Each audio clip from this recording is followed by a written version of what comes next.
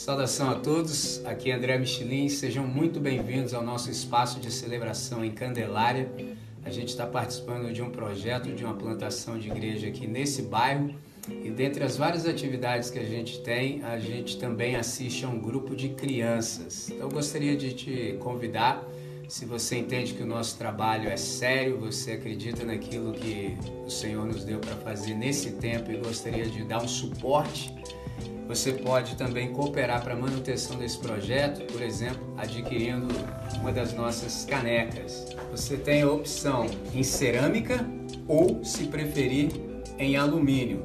Como é que você faz para adquirir? Você pode nos enviar uma mensagem pelo direct. Nós te informamos todo o procedimento. É isso.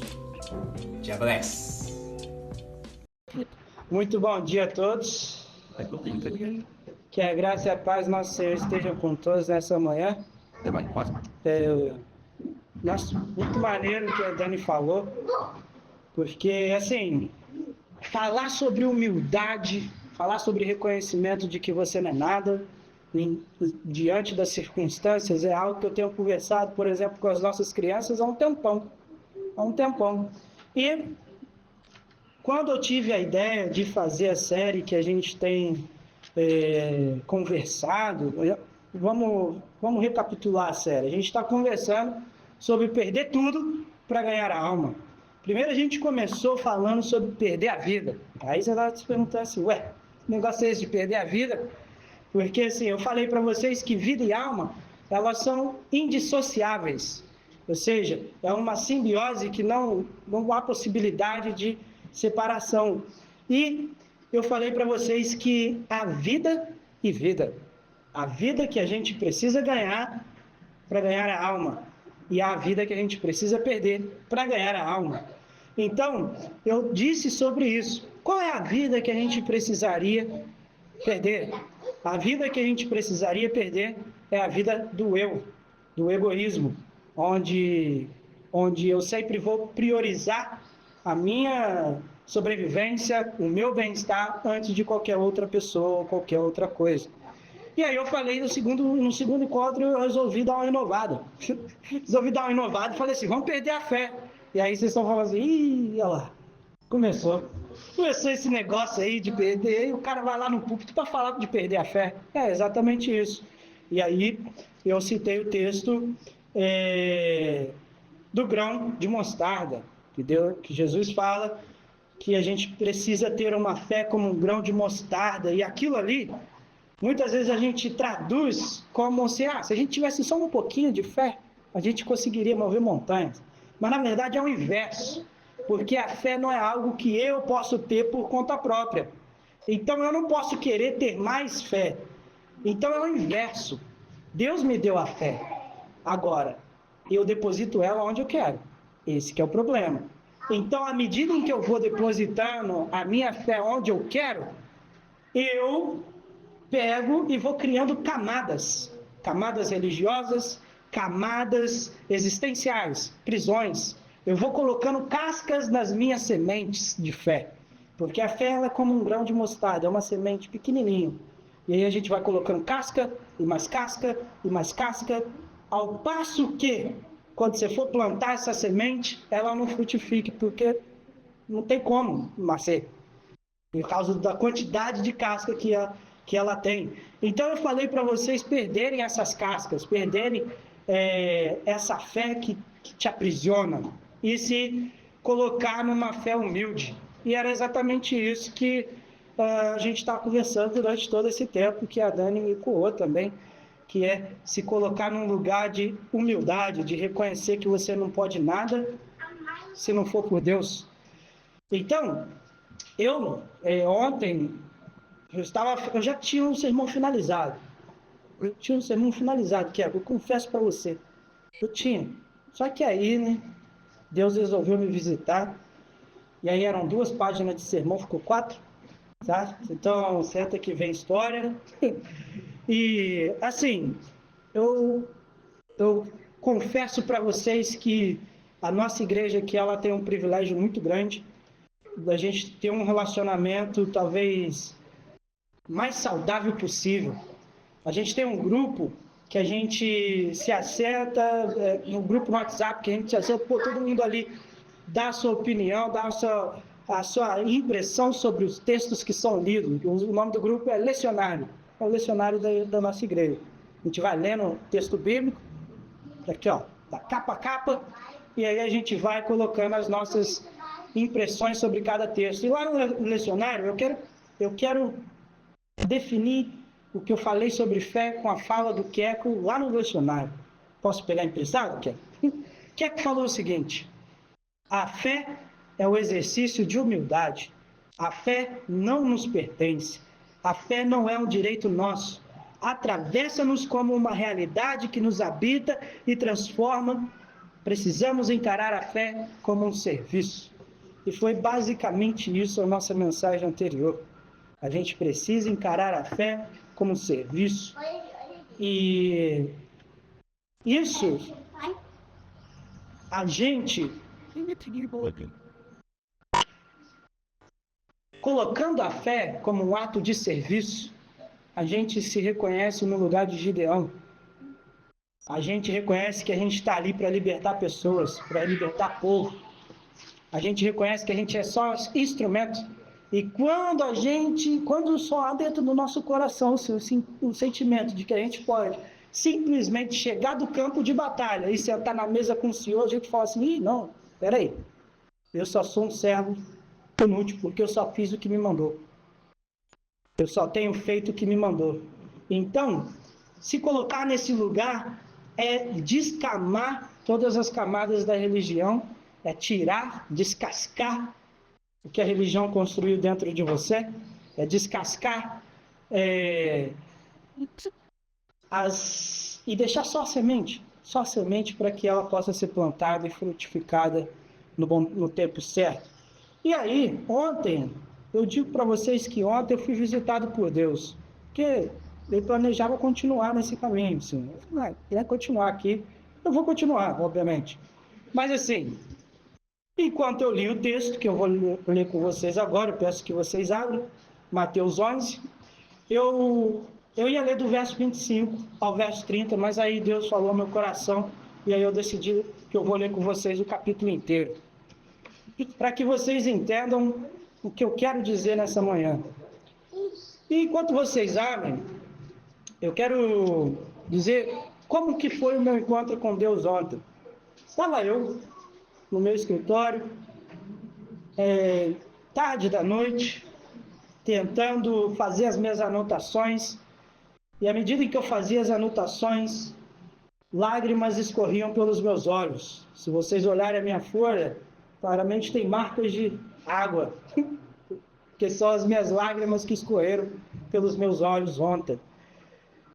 E eu espero falar com vocês sobre mim. Eu não quero falar sobre ninguém, quero falar sobre mim. Sobre mim no sentido da maneira que eu me relaciono com Jesus aqui hoje. Eu quero falar de eu comigo mesmo e Deus. Eu quero falar dos campos de batalha que eu tive que enfrentar para poder explicar para vocês toda essa série que a gente está caminhando. Porque houve um momento na minha vida que eu decidi perdê-la. Houve um momento na minha vida que eu decidi perder a fé. E eu não me arrependi de perder a minha fé. Não me arrependi. E houve um momento da minha vida também que eu negociei a minha alma. Houve um momento que eu usei a minha alma como moeda de troca. E depositei a minha alma em lugares totalmente equivocados.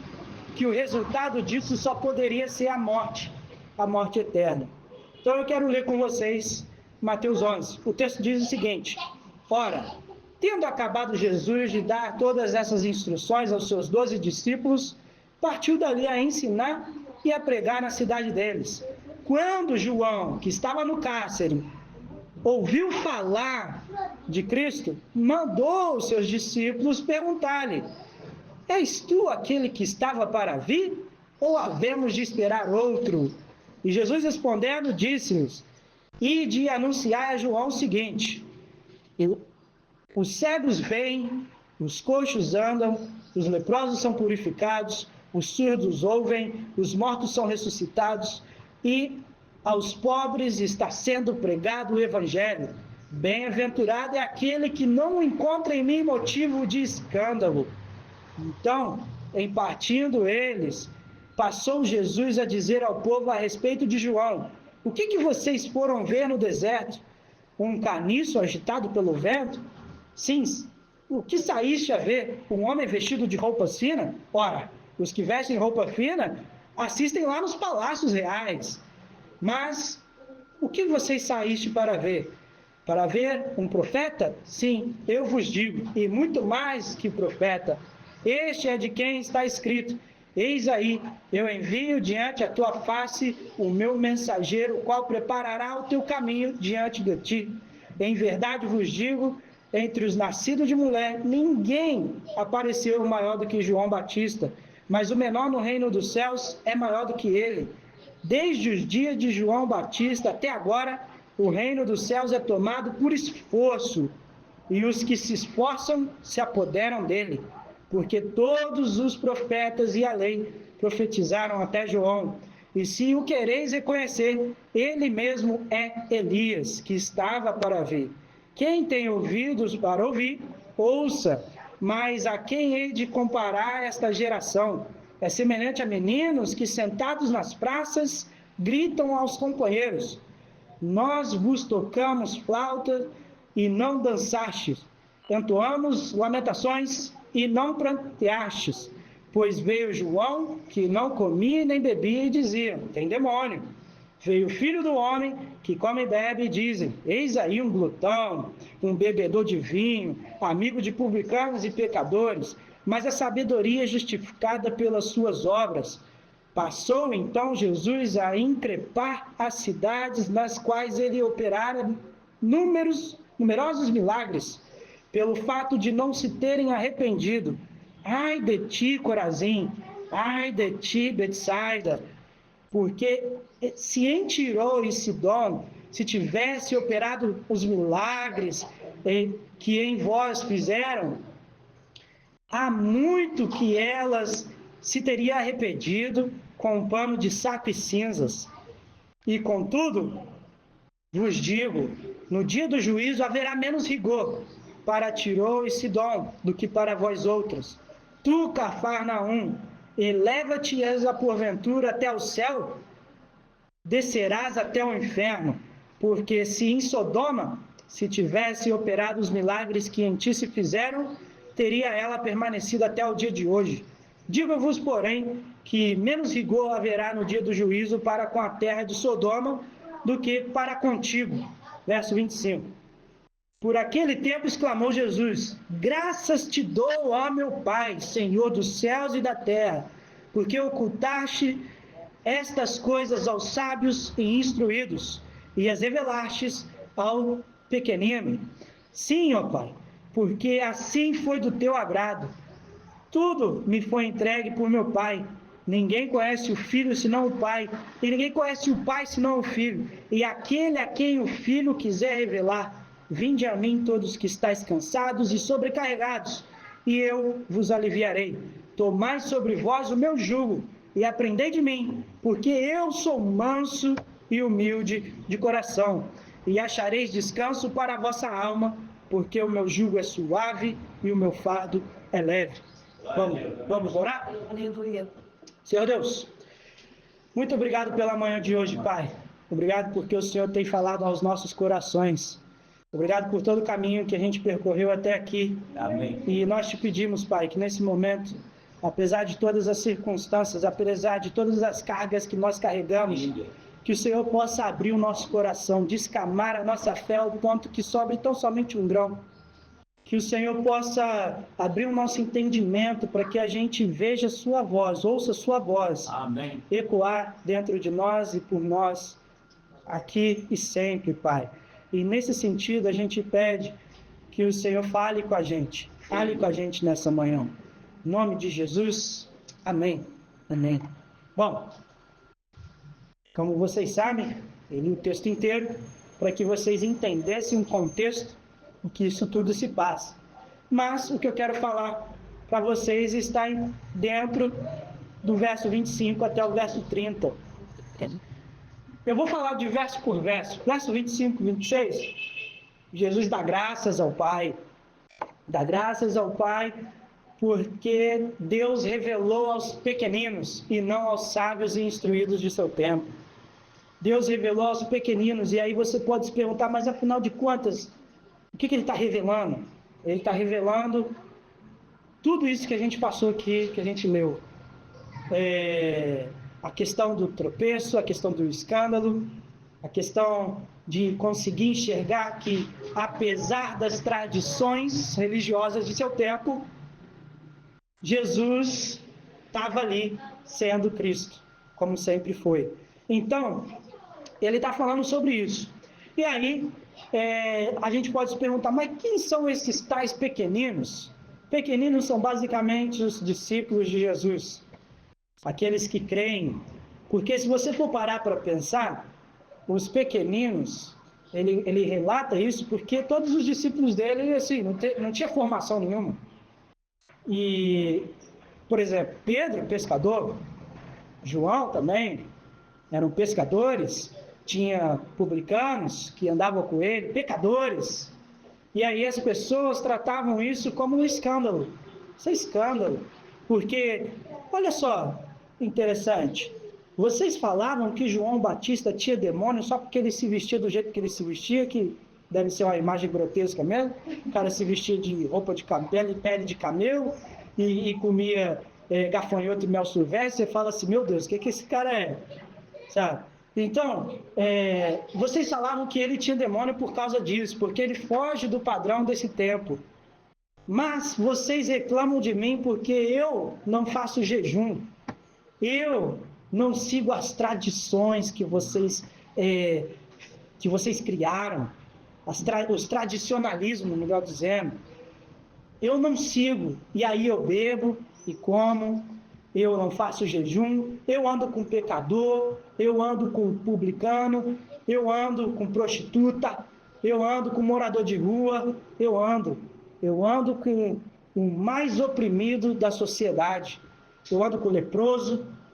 E aí, isso é escândalo para vocês. E aí Jesus está falando isso. E aí Jesus dá graças a Deus porque deu a compreensão aos discípulos de que aquilo ali era tradicionalismo. Tudo aquilo ali era tradicionalismo.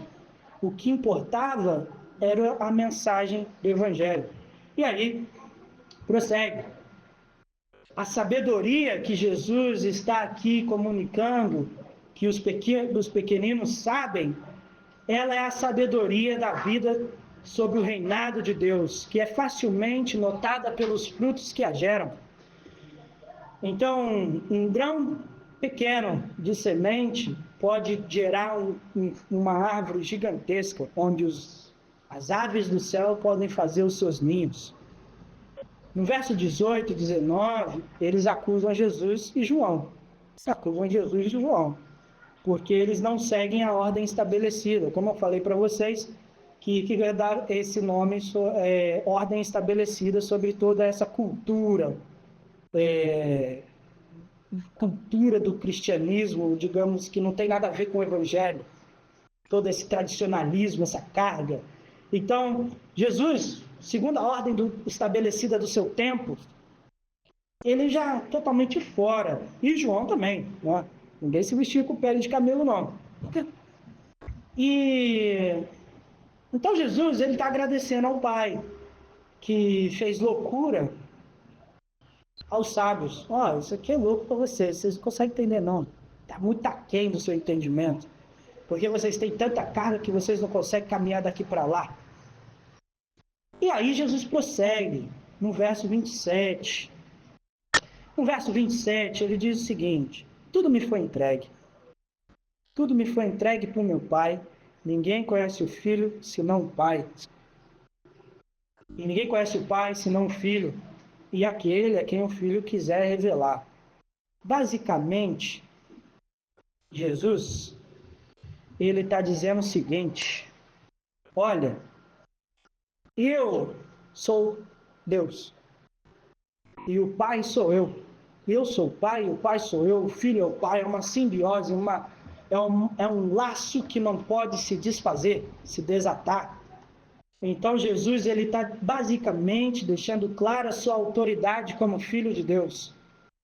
Ninguém consegue se encontrar com Deus a não ser se encontrar comigo, porque eu sou Deus. Então, eles desfrutam de um relacionamento único e perfeito, no qual os tornam indissociáveis, os tornam tão parecidos que olhar para um é olhar para o outro, olhar para o outro é olhar para esse primeiro. Portanto, só se conhece o Pai através de Jesus. E aí ele prossegue: vinde a mim. Interessante é isso. Olha, ele começa assim: se não, ninguém conhece o Pai a não ser por mim, e se eu não revelar, se eu não revelar o meu Pai, quiser revelar, e aí ele vira e fala: vinde a mim, todos que estáis cansados e sobrecarregados. Esse é um ótimo texto para a gente ir lá na Cracolândia lá e pregar para os caras. Nossa, vinde a mim, vocês que estão cansados e sobrecarregados, e eu vos aliviarei. Tomai sobre vós o meu jugo e aprendei de mim, porque eu sou manso e humilde de coração, e achareis descanso para a vossa alma, porque o meu jugo é suave e o meu fardo é leve. Bonito. É bonito você chegar lá no morador de rua e falar isso. Mas, assim, Jesus não está falando disso. Jesus não está falando de paliativos. Jesus não está falando para você ir lá na Cracolândia, não que você não deva, mas não está falando para você ir lá na Cracolândia e falar com o adicto o seguinte: olha, fecha com Jesus, que Jesus vai te curar agora aqui, ó, dos vícios. Só que aí você tem que ir lá na igreja lá todo domingo, porque se você não for lá na igreja lá todo domingo, Jesus não pode te curar, não pode te dar o alívio que você está precisando. Não é disso que Jesus está falando. O que Jesus está falando é o seguinte: venham a mim todos aqueles quem? Quem se reconhece como cansado e sobrecarregado. Certa feita, eu ouvi uma palestra sobre Lacan, que é que eu gosto. Lacan, ele disse que a cura do doente era quando ele se reconhecia doente. Um doente só pode ser curado quando se reconhece doente. Então, com Jesus é nesse esquema também. Lacan foi muito certo nisso.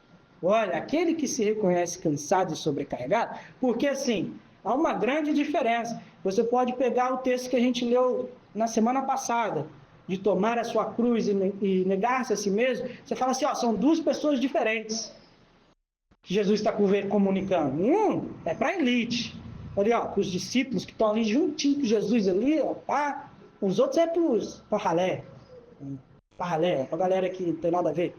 Sim, ó, você está cansado e sobrecarregado? Vem cá que eu vou te dar um remedinho aqui, vou te dar, sei lá, te dar um Rivotril da graça. E aí você vai tomar o Rivotril da graça e você vai se sentir melhor hoje, mas amanhã volta tudo de novo. E aí volta tudo de novo no outro dia, e aí você toma o Rivotril de novo. E aí você fica viciado nesse Rivotril da graça. Você fica viciado. Seu corpo, a química do seu corpo começa a te pedir, te implorar por esse Rivotril. E aí você começa a aumentar a dose. E aí daqui a pouco você está lá na igreja todo dia, chupando o dente. Meu Deus! Mas você está lá. Porque você está esperando o Rivotril da graça. Só que Jesus, ele não está aqui te oferecendo Rivotril nenhum. Ele está te oferecendo a graça. Rivotril não. E aí, vinde a mim, já deixa claro que o convite é aberto para todo mundo. Mas só vem quem reconhece. Só vem quem reconhece que de fato está cansado e que de fato está sobrecarregado. E a palavra, todos aqueles, né?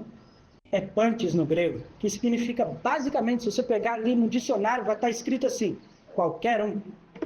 Ou seja, não tem acepção de pessoas, qualquer um, do mais rico ao mais pobre, do avarento ao gastador, enfim, qualquer um. E aí Jesus fala sobre tomar o jugo. Tomar o jugo. Interessante essa palavra. Jugo era um pedaço de madeira, é um pedaço de madeira, que a gente usa para colocar em bois para que puxem o arado. Puxem o arado. E aí, alguns jugos é muito pesado, madeira maciça, outros nem tanto. Só que essa ilustração era utilizada pelos fariseus e os mestres daquele tempo para dizer sobre o conjunto de regras que o seu discípulo devia seguir. E lembra da discussão lá que em Coríntios, que os caras falam assim, uns diziam que é de Apolo, outros diziam que era de Paulo. Era basicamente essa discussão sobre jugo. Quais regras que vocês seguem? A de Apolo ou a de Paulo? Entende? Era basicamente isso. E isso significa o conjunto de regras que cada discípulo de cada mestre deveria seguir. E aí cada mestre tinha suas regras. E aí tinha mestre que se orgulhava por ter 700 delas. Tinha mestre que fala assim, não, só tenho 300. Outros 700, 800, 1000. E se orgulhava porque o jugo era pesado. O mestre bom era quem tinha o jugo pesado. E aqui, abre um parênteses, Jesus não era mestre não. Segundo aquele tempo, Jesus não tinha nada a ver com mestre. Porque assim, mestre naquele tempo precisava passar por todo um processo. Todo um processo. Jesus, apesar de ser um garoto prodígio, 12 anos, estava sentado no templo conversando com os rabinos e questionando. Isso era a situação mais comum que podia acontecer. Porque naquele tempo, um adolescente de 12 anos, ele ia para o templo para discutir com os rabinos mesmo. Na verdade, discutir não. Ia debater alguns temas, mas há um detalhe no texto que deixa claro que Jesus é diferente. Porque quando Jesus debatia com eles, eles não sabiam responder. Esse era o ponto. Jesus era um garoto prodígio. Jesus era um garoto diferenciado. E aí, a pergunta é, como que esse garoto prodígio não seguiu todos os processos para se tornar um mestre? Porque funcionava o seguinte, a criança, até os 10 anos, tinha que decorar a Bíblia. Eles iam para a escola, e aí eles decoravam toda a Torá, melhor dizendo, a Torá, que são os 5 primeiros livros. E aí, ele passava até os 10 anos ali, aprendendo, dos 6 aos 10 anos, aprendendo toda a Torá. Dos 10 anos para lá, 11, 12, ele ia aprender os livros proféticos, e os livros poéticos, e os livros históricos. Então, ele aprendia tudo isso, dos 10 anos até os 14. E nesse processo, os alunos melhores, que se saíram melhores nessas escolas, nesse colégio, eles eram selecionados por alguns mestres. E aí ele era selecionado pelo rabino tal para ser seu discípulo e continuar o estudo das Escrituras. Só que Jesus, ele não foi, porque aqui, nesse processo, até os 14 anos, ele tinha 2 opções. Ou ele seguia o colegiado de um rabino, ou ele voltava para casa e aprendia a profissão do seu pai. E Jesus era conhecido como filho do carpinteiro. E ser conhecido como filho de alguém que tem uma profissão, na Bíblia, significa que você segue pelo mesmo caminho. E aí Jesus foi aprender lá com seu pai. E aí a pergunta é, o que aconteceu no meio desse processo? Aí a gente não sabe, é mistério. Mas Jesus, ele não foi selecionado. Então ele não é um mestre formalizado pelas estruturas religiosas. E mesmo sendo essa criança prodígio que ele era, mesmo sendo essa criança diferenciada. E essa relação de Jesus como mestre se dá pelo voto popular. Todo mundo considera-o como mestre. E aí ele vai falar do seu jugo. Meu jugo é suave, o meu fardo é leve. E aprendam de mim que sou manso e humilde de coração. E falar sobre o jugo de Jesus é falar sobre o conjunto de regras que Jesus impôs. E aí você vai perguntar assim, ué, mas e aí? Qual é a regra que Jesus impôs? E, assim, só existe uma, na verdade. Uma. Amai o próximo como eu vos amei. Então, somente isso. O resto é comentário do mesmo. Você vai lá em Mateus 5, abre lá Sermão da Montanha, você vai ver que tudo pode se resumir a isso. Amai seu próximo como eu vos amei. E quando Jesus fala sobre ser humilde e manso, também está lá no Sermão da Montanha. Mas ele quer dizer basicamente o que Paulo disse em Filipenses 2, que ele não vai usurpar ser igual a Deus. Ele não usurpa esse trono. Ele se esvazia de si mesmo. Eu me esvazio de mim mesmo, tomando a forma de servo, fazendo-se semelhante a homens. E encontrando uma forma de homem, ele se humilha, ele aprende através da obediência, e a obediência até a morte, morte de cruz. Então, se a gente fosse resumir que o jugo de Jesus seria a cruz, tá bom. E aí é uma contradição, ué, mas e aí? Se o jugo de Jesus leva à morte de cruz, como é que pode ser mais leve? Ué, você já viu o morto carregar peso? Eu nunca vi. Ué, eu nunca vi. Então, o maior sinal de poder para Jesus é poder esvaziar a si mesmo. É poder tomar a sua cruz e ir em direção à sua morte. E aí eu disse anteriormente, eu já nem lembro se eu disse semana passada ou semana retrasada, que tomar a sua cruz é um ato de amor. É um ato de amor. Nunca que eu vou falar para você que você tem que tomar a sua cruz para salvar o outro. Não, isso daí foi lá na cruz de Jesus Cristo de Nazaré. Mas é um ato de amor, porque amar no mundo atual é de fato um fardo. É um fardo. Como é que pode o amigo virar na minha cara e me dar um tapa? Dá um tapa na minha cara, aqui, ó.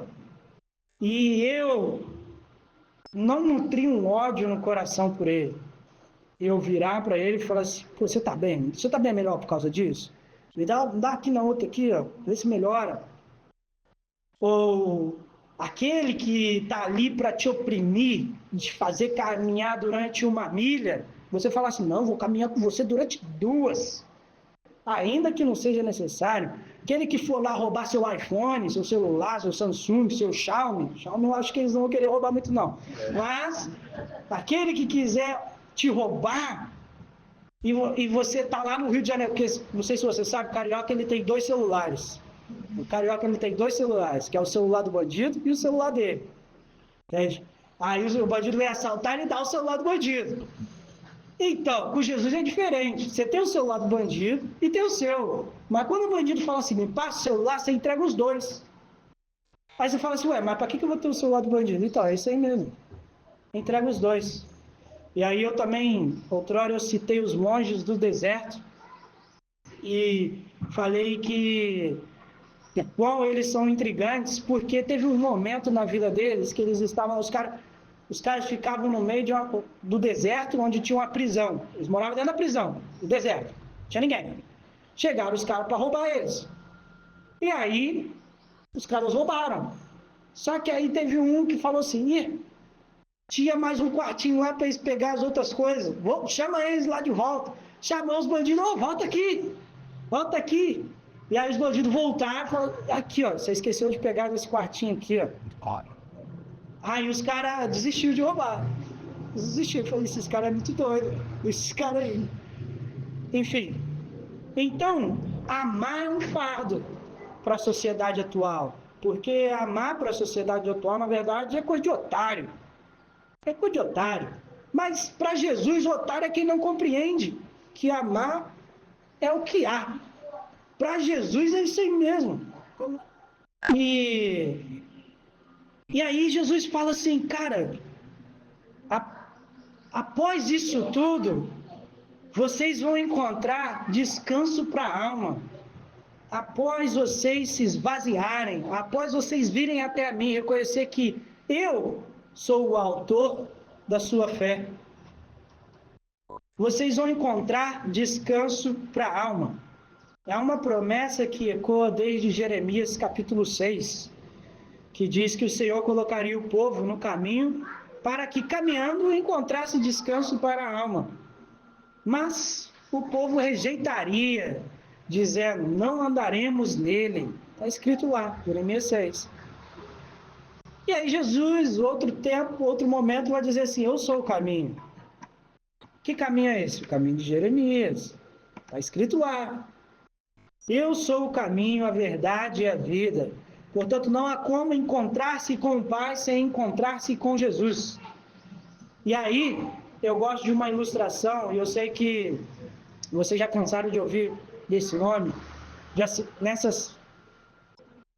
Nessa série eu já citei ele, sei lá, trilhões de vezes, que é o Søren Kierkegaard. Filósofo dinamarquês, crente. Ele era crente mesmo.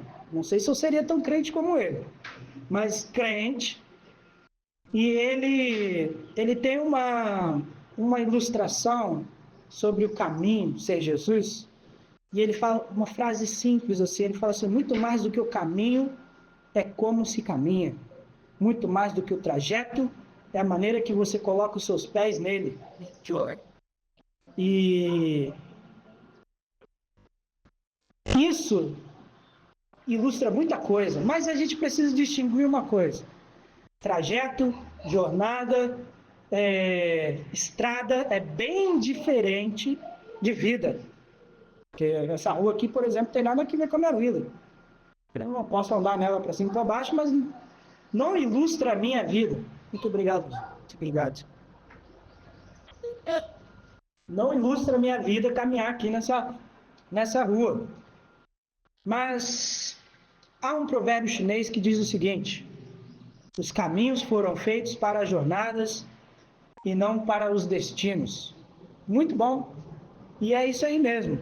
Com Jesus é o caminhar que importa, e não o destino, não o trajeto, não a estrada. Jesus ser o caminho, talvez funcionaria melhor no inglês, porque a gente falaria assim, Jesus is the way. E o way é traduzido para muitas coisas.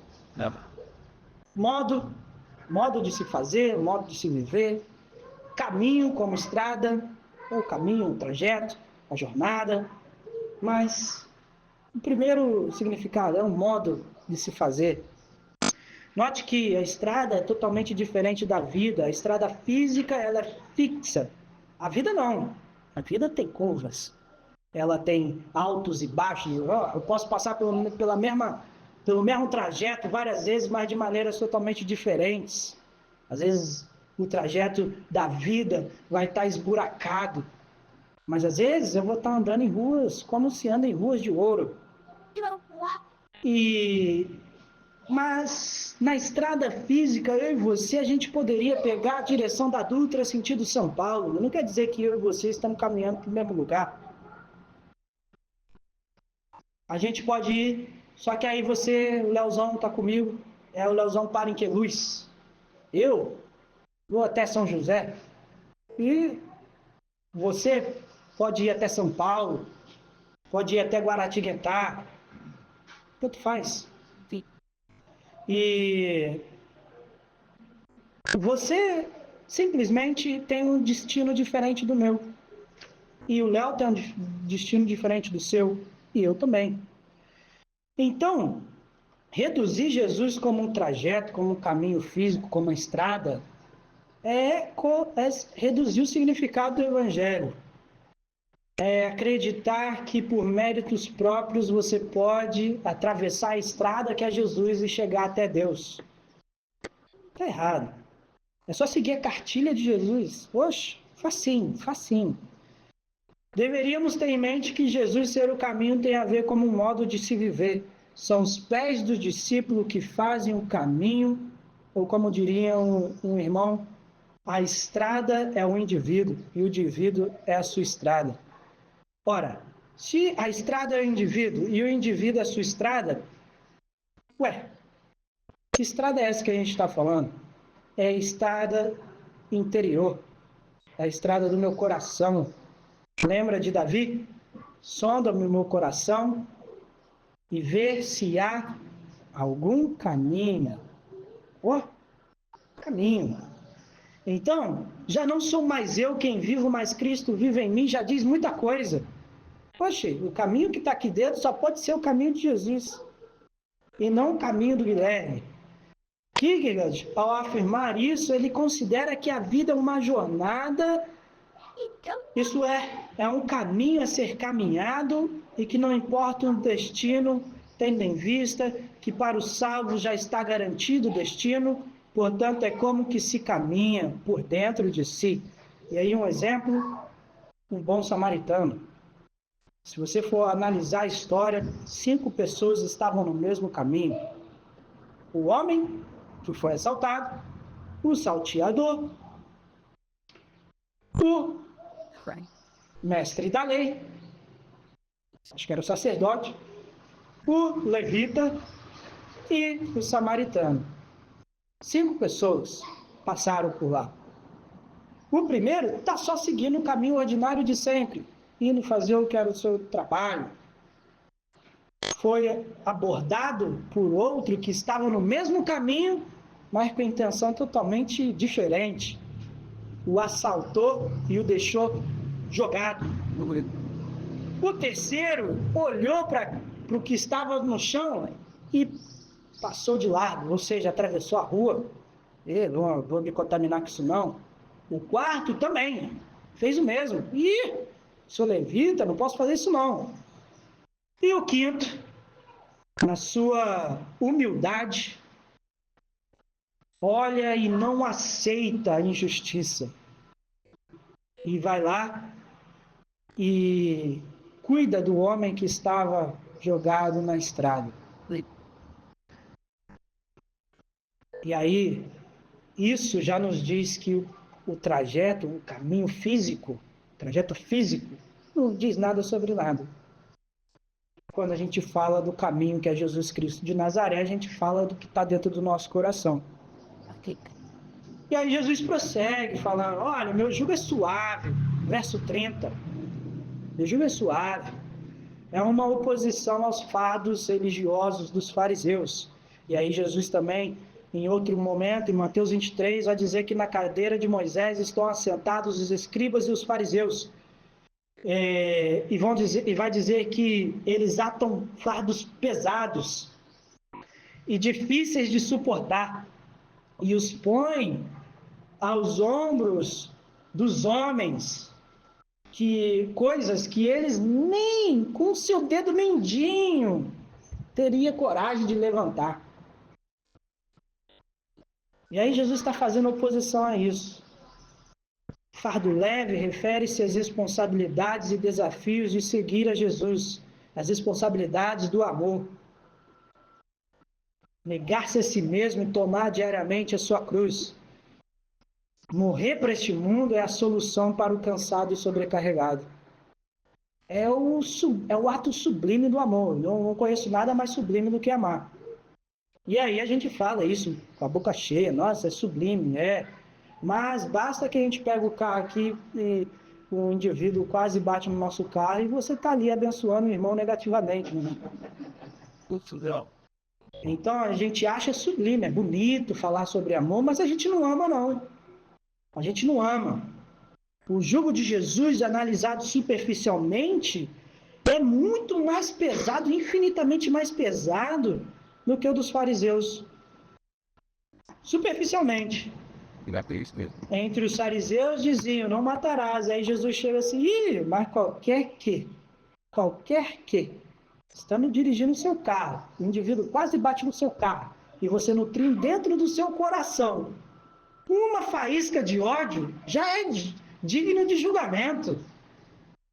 Não pode matar não. Você acha que matar é só no físico? Matar é muito mais fácil do que, por exemplo, perdoar. É muito mais fácil. Se o Keco pecou contra mim, e aí foi algo que me afetou gravemente, É muito mais fácil eu matar o Queco do que eu perdoar o Queco, não é? Mas não matar no sentido físico, não tirar a vida dele, mas matar dentro de mim. Para mim, Queco, você morreu.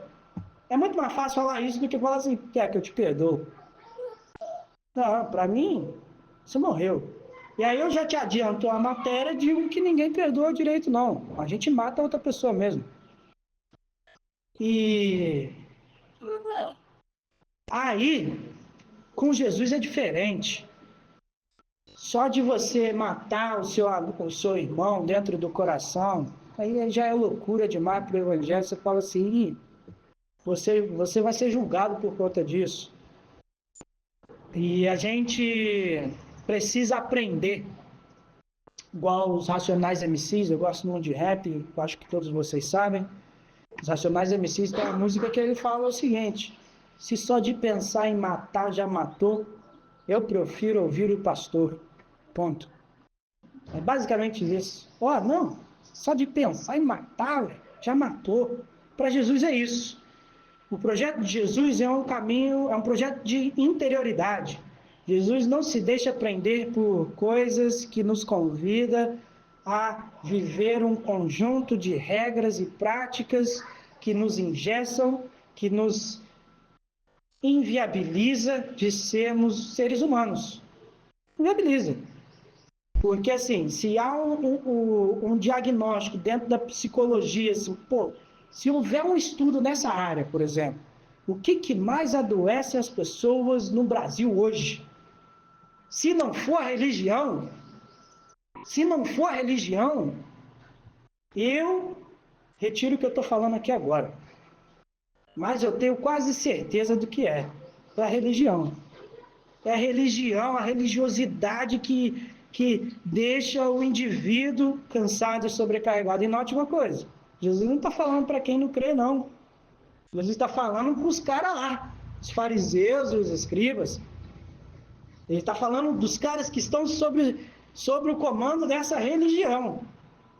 E aí, Jesus ele está conversando, não é com o ateu, não é com o cara lá da Cracolândia. Ele está conversando com quem está dentro das igrejas. Olha, vocês estão cansados e sobrecarregados e impuseram sobre vocês julgos pesadíssimos, mas que os próprios caras que impuseram sobre vocês nunca nem carregaram. E o projeto de Jesus não tem nada a ver com isso. O projeto de Jesus é um caminho de interioridade, é um caminho que nos convida a uma relação muito mais profunda com o nosso Pai. Uma relação de amor, de entrega, de coração, de santificação do ser, de se negar. De se negar, porque um copo cheio já não cabe mais nada, então esvazie esse copo aí e deixa Deus entrar. Deixa Deus entrar na sua vida, deixa Deus trabalhar dentro de você. Então, ser discípulo de Jesus é estar livre dos ritos e rituais religiosos.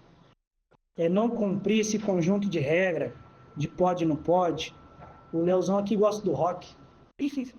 E aí eu mando os vídeos do rock para ele, a gente chora de rir. Só que em outros tempos, a gente não podia nem assistir televisão. Tinha gente que guardava a televisão dentro do guarda-roupa, porque se chegasse visita, tinha que esconder a televisão. Em outros tempos, não podia nem ouvir uma música qualquer, porque só podia ouvir música gospel. Gospel com S cifrão, né? Porque é um mercado. Que só tem porcaria. É isso que eles vendem para vocês. É isso que eles vendem para a gente, é porcaria. Porque teologicamente, parando para pensar, cada música é porcaria. Eu não consigo ouvir música gospel. E eu digo isso para vocês. E aí você fala assim, nossa, esse maluco aí é diferenciado mesmo. Não, não sou não. Eu só acho ruim mesmo, que é porcaria. Se você for parar para pensar, a construção musical é horrível. Nada ali glorifica a Deus, nem a letra. E é óbvio, tem as suas exceções. Tem muitas exceções. Mas eu só falei isso tudo para você entender que existe música boa e música ruim. Em todo lugar. Eu ouço música boa e música ruim. Como é que vocês podem falar que a Sinfonia de Beethoven é ruim? Não dá. Não dá, meu querido. Como é que vocês podem falar que uma música toda bem construída pode ser do diabo, sendo que diabo não gosta de música não, velho. O que o diabo menos gosta é música, porque qualquer música é sinal da manifestação de Deus dentro de você. Qualquer expressão artística. Qualquer. Então, você acha que o diabo gosta disso? Obviamente que não. Você pode até fazer música pro diabo, mas não muda nada. E aí o Léo gosta de rock. Eu mando os rock pra ele, a gente ri, a gente chora. Tem um cara aí na internet que o cara fala que ele é o vampiro de Apiaí. E isso é muito engraçado. Ele é o primeiro vampiro de Apiaí. Fala que tem uns 200 anos.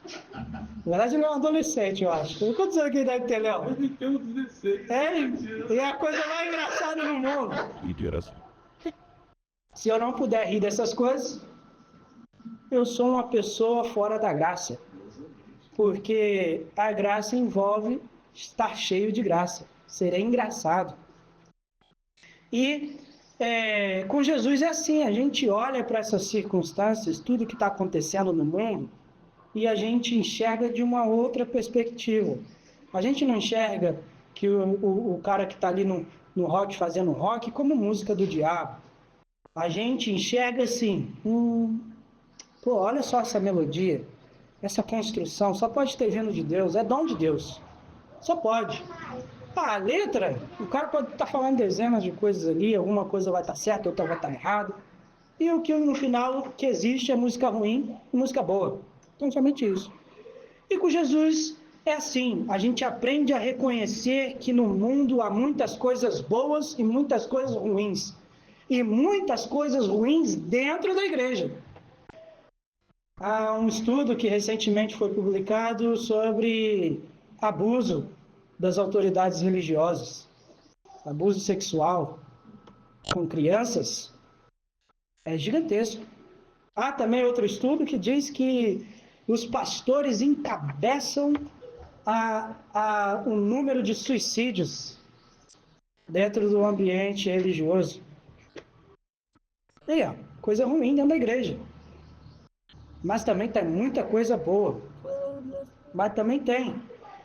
Então, ser discípulo de Jesus é caminhar para dentro de si. E aí, caminhar para dentro de si é um problema gigantesco, pessoal. Um problema gigantesco. Porque toda vez que eu olho para dentro de mim, eu vejo quem eu realmente sou. E lá atrás eu falei para vocês, eu vou falar de mim sobre mim mesmo.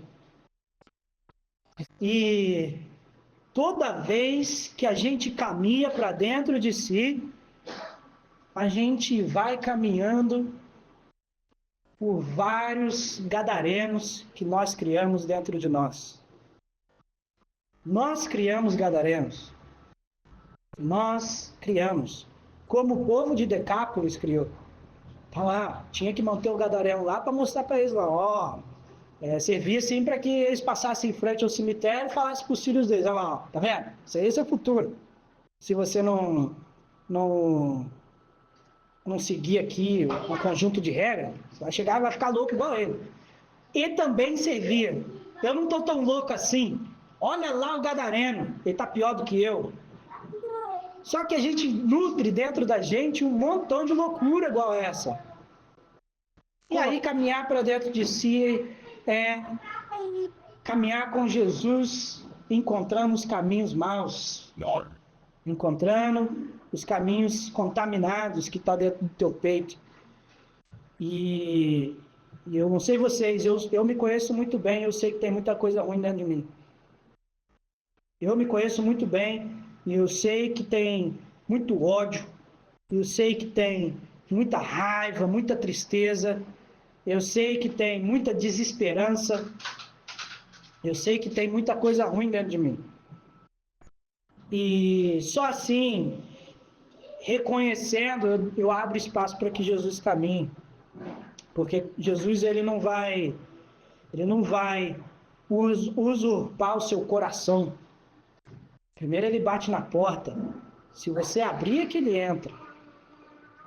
Então, não há vale da sombra da morte pior do que o que está dentro de mim. Porque eu não sei se vocês já experimentaram, hoje em dia é muito difícil isso acontecer. Ontem eu tive que ficar umas 4 horas sem luz lá em casa lá, e ficou eu mesmo e eu. Não tinha mais ninguém. No escuro, porque estava sem luz. E no calor, porque o ventilador não ligava. E aí, tem uma coisa que eu detesto, é calor. Mas estava ali, e eu comigo mesmo. E eu sei o quanto é ruim estar só comigo mesmo. Porque aí eu começo a ter um monte de conversas comigo que talvez eu não teria se tudo tivesse em pleno funcionamento. Se o meu computador estivesse funcionando, se eu conseguisse enxergar no escuro para ler meus livros. Porque ler um livro é conversar com o outro. Mas conversar comigo é muito difícil, porque eu sei o quão ruim que eu sou. E eu começo a perceber que eu sou a pessoa que eu menos gostaria de se relacionar. E aí eu fico assim, meu Deus, caraca, não há lugar pior no mundo do que estar dentro de si mesmo. Não há. E as minhas orações, elas são sempre as mesmas. Senhor, abra os mares vermelhos da minha solidão.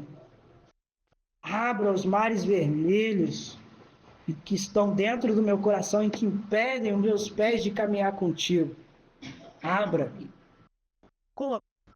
E eu espero fortemente que a nuvem de fogo que caminha comigo pelo deserto à noite, deserto da solidão, me guie. E aí eu já poderia orar como o Davi também orou. Senhor, melhor dizendo, vê se encontra não, porque eu sei que tem. Porque Davi falou assim, olha para dentro de mim aí, vê se você encontra. Porque Davi também tinha um quê de, não sei não, hein? Vai que eu sou bom demais. Né? E aí, vê se você encontra. Eu não estou encontrando. Mas comigo não, comigo é diferente. Eu sei que tem. Eu sei que tem. Ontem eu tive um encontro com todos esses caminhos. Por isso que eu falei para vocês que, enquanto eu terminava o meu sermão, lágrimas eram derramadas. Porque eu discerni que, no fim de tudo, é como Marcos Almeida canta, eu preciso esperar em ti. E para Marcos Almeida, esperar é sempre caminhar. E dentro de mim, caminhando para dentro de mim, só assim que eu consigo encontrar os espaços, as camas, os refúgios, os oásis da minha alma. Só assim. Tomem sobre vocês o jugo de Jesus. Tomem sobre vocês a cruz. Perca tudo, perde tudo. Nada disso vale a pena. Não vale a pena. Eu poderia falar de vários temas. Se eu tivesse 6 meses, eu faria essa série por 6 meses. Falaria que você tinha que perder sua família, falaria que você tinha que perder seus amigos, falaria que você tinha que perder a igreja, falaria que você tinha que perder tudo.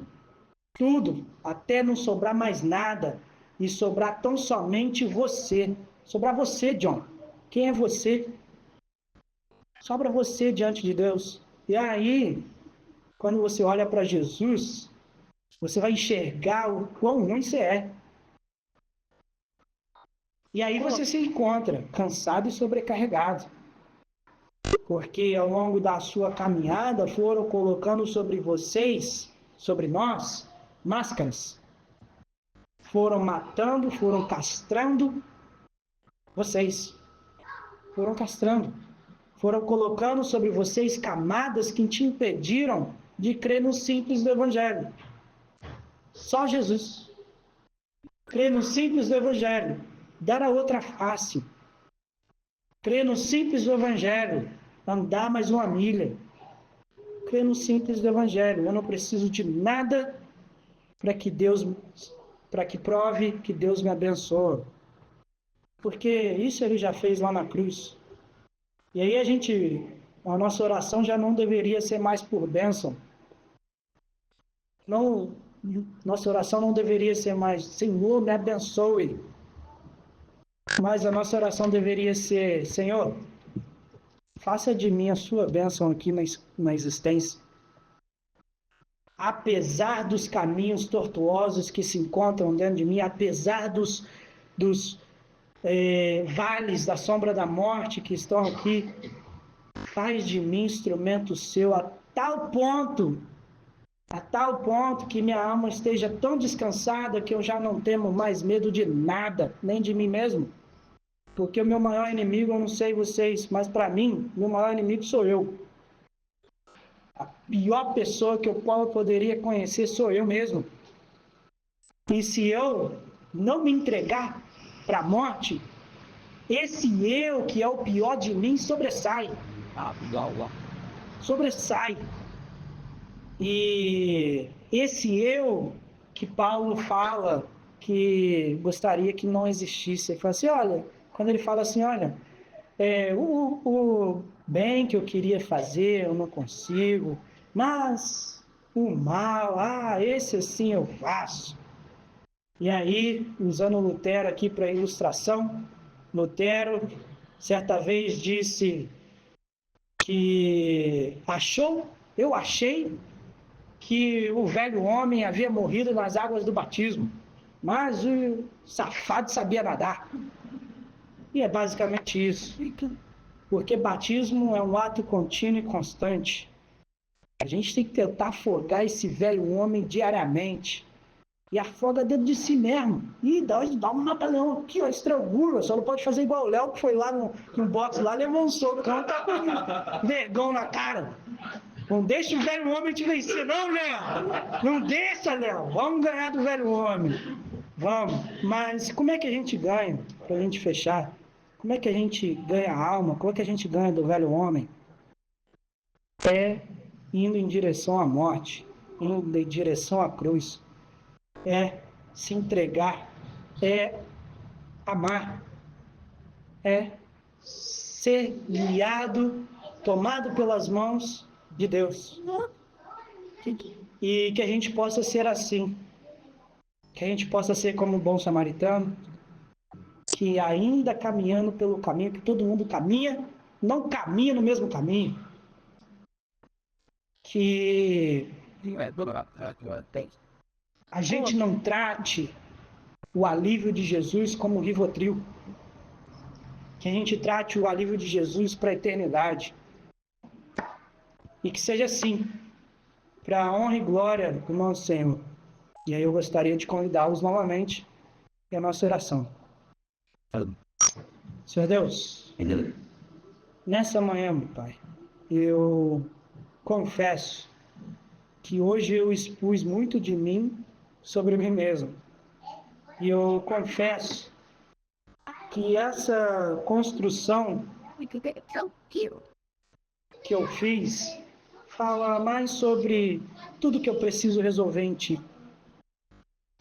E eu gostaria muito, Pai, que as pessoas que ouvissem, que as pessoas que já ouviram, pudessem encontrar o alívio da alma, o oásis, o lugar de descanso, e que todo o peso, todo o fardo que colocaram sobre os ombros deles, tanto como colocaram sobre os meus, seja retirado, porque caminhar com Jesus, para caminhar no caminho que é Jesus Cristo de Nazaré, a gente não consegue caminhar com fardo, porque o fardo nos inviabiliza de dar um passo.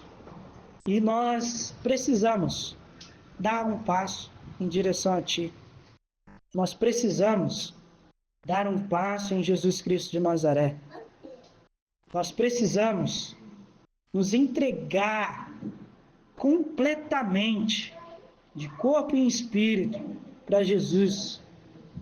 Nós precisamos, Pai, que o Senhor tome-nos pelas suas mãos, porque assim, até se o Senhor não tomar, a gente dá um jeito de dar um walk no caminho e andar para trás. Então que o Senhor aquiete o nosso coração, encontre espaço para nosso repouso, e que a gente simplesmente aprenda a esperar em Ti. E esperar em Ti, como Marcos Almeida certa vez cantou, é caminhar. E que a gente caminhe, Pai, para honrá-lo e glorificar o Teu santo nome. Caminhe, Jesus. Que a gente caminhe para Jesus. Em nome de Jesus que a gente faz essa oração, Pai. Amém. Amém.